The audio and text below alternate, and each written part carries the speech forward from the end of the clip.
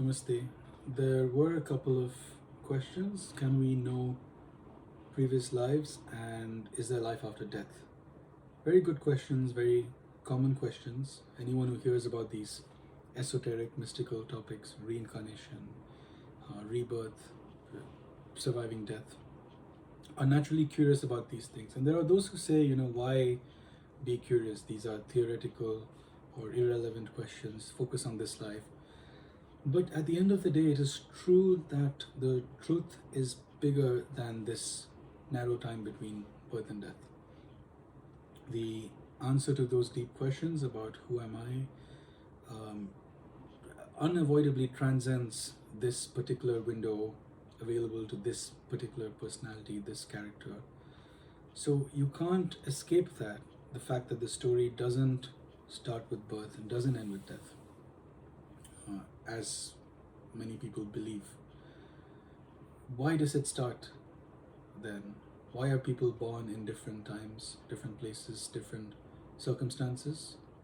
The child of the king and the child of the pauper are not born into the same world. Why are people born to different families, genetics, different predispositions? Why do they look different, sound different, go on to live different lives, have different fates, make different mistakes, achieve different things? To say that you suddenly appear, you wake up in this baby's body, you are given this random form, and then you suddenly disappear, I think it does not satisfactorily answer questions about who you are and why you are here. So a question like this is born from some deep down knowledge of the truth that this story of you only live once is unsatisfactory. And indeed, it's just a story. This idea that you may have of a human being is nothing more than a fiction, a fantasy, a story that you were told at some point in the past, maybe by parents or teachers taught you that there's this thing, this individual known as a human being, this entity, and that's what you are. That there's this thing called death, after which you will be no more. That is the story. That is what requires faith and belief and conditioning you to believe that story. What I will say doesn't require faith, but instead requires you to inspect your personal experience honestly and sincerely, and not colored by the story, from the perspective of consciousness. So rather than you being born in this world and you dying out of this world was put in your lap as consciousness, and this will be taken away from your lap. That doesn't say anything about the consciousness that was always there throughout it. Was it your experience that you were born? Can you tell me what it was like? Your personal experience is that you have been around for as long as you remember. There was never a time when you were not. The knowledge that you are, was born, will takes a form, will die, and then the knowledge that you are will take another form. The witnesser is never absent. Even in deep sleep, only you identify with the thing that is being witnessed, the body, mind, which goes to sleep, hence your consciousness goes with it. In fact, a powerful yoga is trying to maintain your awareness as the witnesser, even in deep sleep, being situated there. In Tibetan Buddhism, there is this form of lucid dreaming, being aware during a dream that it's a dream. And they say for the awakened person, they are awake as this background awareness, even in deep dreamless sleep. This is the Turiya of the Mandukya Upanishad, which is a state of consciousness, this background awareness, different from the waking consciousness, the dreaming consciousness, the deep sleep consciousness, but present throughout all these three, watching. So the witnesser is always witnessing. It's just like in a story that you might be reading, the character might fall asleep, but the reader is still witnessing it. Or in a movie, character in a movie falls asleep, the viewer is still witnessing it. The witnesser is always there. Now, whether that is you or not depends who you want to identify with, the witnesser or the thing being witnessed. That witnesser is the real you. Um, if you identify with the thing that's being witnessed, then you are born, you will die. The thing that's being witnessed is born, does die. But that witnesser doesn't. Na jayate mriyate va kadachin. That witnesser, moreover, has never changed. Body and mind has got older, but that witnesser who's watching all this happen is the same from when body was 5 years old to now to when body is taking its last breath. In fact, it's the fact that this witnesser never changes, which is what makes it able to witness changes. Like if the camera is still, then it can capture motion relative to it. So what makes you think it won't also witness the death of the body and mind? It has witnessed all other changes. Kaumaram yauvanam jara tatha dehantara prapti dhiras tatra namuhyati. That person, the witnesser, is not made out of the Panchabhutas. Is it? Is it earth? Is it air? Is it water? Ashtavakra Gita, it says you are neither earth, nor water, not fire, nor air, nor ether. All things made out of Panchabhutas are born, will suffer change, suffer decay, will die. For sure, all material things in this material world, from Brahma down to a blade of grass, will take birth, will live a finite life and die. That witnesser is beyond anything in this material world. It will outlive this universe. Is the witnesser material? Material things decay with time. Is it material? Can you touch it? You can touch the body. The witnesser will witness that. Can you touch the witnesser? Nainan chindanti shastrani, nainan dahati pavaka. You can't cut it with weapons. You can't burn it with fire. You can't wet it with water. That witnesser is not even in time and space. It does not move through time and space. It is always now and here. Even if you move there, you're still here. That witnesser is still here. It's never left here. We think of eternity as this duration of time that gets bigger and bigger and bigger, and it's very big. But that's not what it is. Eternity is one single moment with neither start nor end. That is the space where that witnesser lives in. We think to transcend space means to be bigger and bigger and bigger, but that's still limited. That bigness is still limited. To transcend space means not to know any spatial limitations, no sense of space or size or scale. That witnesser doesn't have a size or shape. So it's outside of time and space. It's outside of Panchabhuta. It's outside of this material world. What makes you think it will go through birth and death and decay like all these other things here? It is outside of this universe. So yes, it is true that all of this will go one day. Everything will go. Except you. You are the only thing which will not go. You are the only thing which death cannot kill. In fact, you are the only thing that can kill death. This is the promise of all these traditions, all these spiritual traditions, religious traditions. It's immortality. That is the promise. The road that takes you there is bhakti, jnana, etc. But the effect is to transcend death. That's what they all promise. Because it is only the body-mind that dies. So if you identify with if you belabor under the delusion that you are the character, you die. But if you realize your true nature as separate, then you don't die. You achieve immortality through, not by journeying somewhere physically, but by going on a journey of knowledge, from ignorance to knowledge. And speaking of rebirth, if you don't know why you were born, how can you be sure that you won't be born again? In fact, you will be born again for the exact same reason that you were born this time. Find out that reason and outgrow that reason. That is what spirituality is all about.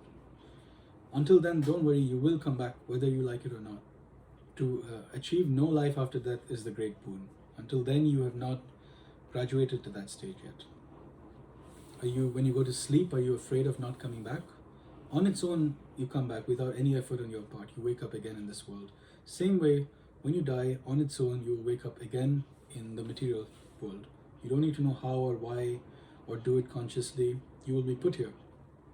You don't even beat your heart consciously.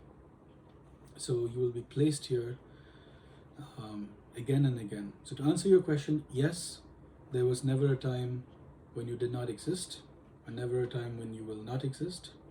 Natveva hanjatunasam natvam nachayvana bhavishyamaha. Krishna says in the Gita. There are two time scales at play here. One is the human lifetime, which was supposed to be enough time to awaken, to wake up, realize your mistakes, course correct, turn around, you're wandering away from God, turn, correct your errors, neutralize your vasna sanskaras, turn towards God and achieve moksha. One human lifetime was supposed to be enough time. We are generously given around 100 years. It takes the first 20 years or so to condition us up to the point where we left off after countless past lives. And then we are given many decades to develop self-knowledge, act out actions, face reactions, become sensitive slowly to what our purpose here really is. And finally, by the time old age comes, be ready for death. But because we are not ready most of the time, we come back. So if you ask, so you're asking if there's life after death, don't worry, you will ensure there is life after death. You will manifest yourself by your desire, and God will let you because He's kind. And if you have changed yourself to be fit for a better or worse world, you will be manifest there. And if you are fit for a world more or less like this one, you will come back here. And because we are not ready, death has to come again and again. We keep procrastinating. And that's why life has to come again and again. God keeps extending our deadline by one lifetime. The other time scale is our soul's journey across lifetimes. Now, as for knowing past lives, of course, memory is wiped out at birth because, well, manifestly a new brain is given. But on a deeper level, it's because that would defeat the purpose. I mean, the condition for this world is forgetfulness, is that amnesia, is the avidya, and that we slowly have vidya dawning upon us. If we knew everything at once, then there's no motivation to live, to act out our karmas, to do this and that. So that is in practice, but in principle, it is possible to gain knowledge about previous lives. In practice, it's very difficult. But many awakened people, Buddha, etc., were said to have this knowledge. Patanjali says in his sutras that one of the siddhis, one of the yogic siddhis, is developing this knowledge of past lives by doing samyama, by doing dharana, dhyan, samadhi on the karmic reactions of this life. You can deduce what your previous actions would have been. In other words, it's like a detective work one can do. All the questions I mentioned earlier, why was I born into these circumstances, all of those questions have answers. There are no random occurrences. Each one of those, that you are put in this family for a reason, with these parents, with this financial setup, with this in this country, so on and so forth. And they have answers that continue to be contemporary, relevant and applicable in the present, as reflected in your present character and personality, as contained in your tendencies, your vasana sanskaras, all those many lifetimes of actions and karmic reactions and reasons are all there, reflected in your current present moment makeup, psychological makeup of your vasana sanskaras. And so by gaining deep self-knowledge, part of self-knowledge is just knowing the superficial level of sukshma sharira, the mind, knowing the mind, the subconscious mind. By gaining deeper and deeper self-knowledge on these things, you can trace back their history. We are as though characters in stories that God is telling. So there is a logic on a storytelling level. Characters have motivations, characters have character arcs. Just like if you're reading a book or watching a TV series, and you can maybe try and predict the fate of a character based on what's right from a storytelling perspective. Similarly, you can deduce your past karmas and your fate. And God is trying to write a good character. He's trying to make a point by, for example, reincarnating the abuser in the body of the abused, the robber in the body of the robbed. Very roughly speaking, he's trying to make a good point. That point is for the reader's benefit, that's for his benefit. So most of us will live our whole lives not realizing the lesson in our life story. But there is a lesson, and so with a little wisdom, we can start to know that. We can start to become sensitive to that and know it more and more clearly. In there's a TV show in the second season. The same character is played by a new actor, let's say. She has no memories of the previous actor, obviously, but she can deduce what was done based on where the character is in the story and what the character is like. Not a perfect analogy because the actor is more real than the character, but here it's vice versa. Or let's say you buy a second-hand mobile or computer. I mean, there's no memory of the previous owner. You don't have that memory, but you can deduce based on the apps. Based on what's in it, the photos, documents, etc. If it's there. Slightly better analogy because here you're just witnessing the apps as we witness this personality that we are conditioned with in this life. And also we don't have to be bound to these apps. We can choose to delete them or install other apps.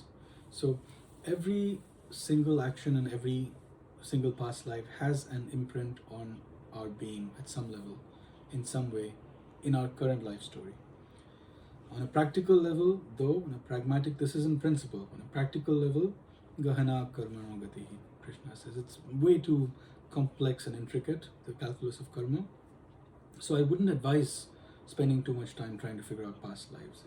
It's more than enough to figure out your current life, your current motivations, who you are, figure out what your vasana sanskaras are in this life, your tendencies, and know that they are the result of countless actions and habits across multiple lifetimes. And it's enough to focus, to know what they are and focus on neutralizing them. So there are multiple angles you can answer such questions with. You can give a more perspective from a jnana, as I try to do. You can give a bhakti angle. I mean, there's not much you need to know apart from there is only God. You are a puppet of God. You are a finger puppet. There is no person. There is only God. There is no person called a human being who goes by a name, who was born previously or is born next. There were many puppets before you. There will be many after you. There are many involved in the story that God is telling. Based on where you come in this story, you may be following one character preceding another character. But there is no self apart from God.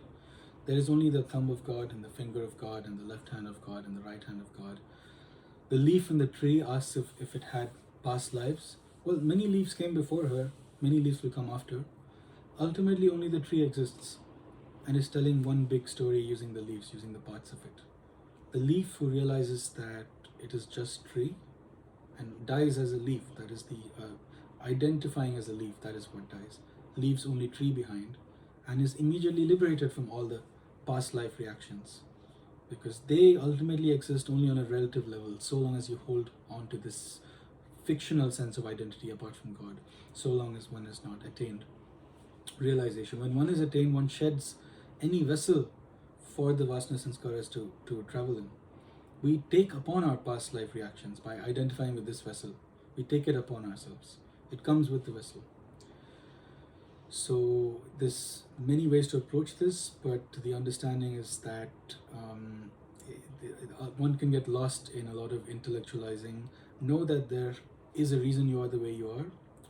Find out where you are, self-knowledge, and then neutralize that character and self-immolate that sense, that false notion of identity as a jivatma that is apart from God. That is all that's to be done. Don't waste too much time trying to figure out past lives.